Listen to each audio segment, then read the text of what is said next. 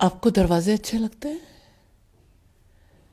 کھلے دروازے تو سب کو اچھے لگتے ہیں، لیکن بند دروازے انسان کے لیے کبھی بہت زیادہ باعث تکلیف بھی ہو جاتے ہیں۔ آپ نے کبھی کسی جیل کا دروازہ دیکھا ہے؟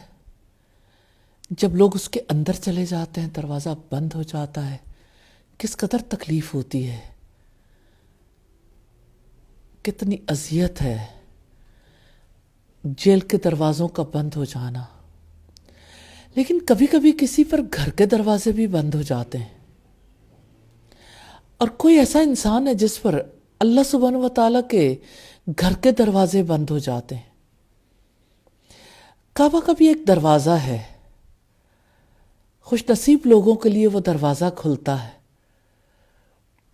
مسجد نبوی کے بھی دروازے ہیں، دروازے کھلے، جس کے لیے کھلے وہ سعادت مند کہلاتا ہے۔ دوزخ کا دروازہ بند ہوگا اور جنت کا دروازہ کھول دیا جائے گا ان لوگوں کے لیے جو جنت میں جائیں گے۔ جانتے ہیں سب سے پہلے کس کے لیے دروازہ کھلے گا؟ محمد صلی اللہ علیہ وسلم کے لیے۔ آپ نے فرمایا، کیا میں آپ کو بھلائی کے دروازے نہ بتاؤں؟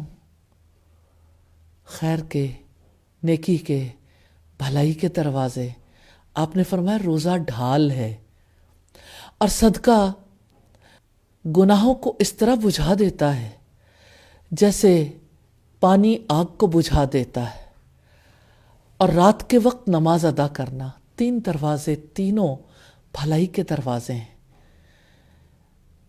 روزہ خیر کا دروازہ ہے، روزے رکھیے، روزے رکھوائیے، روزے کی ترغیب دلائیے۔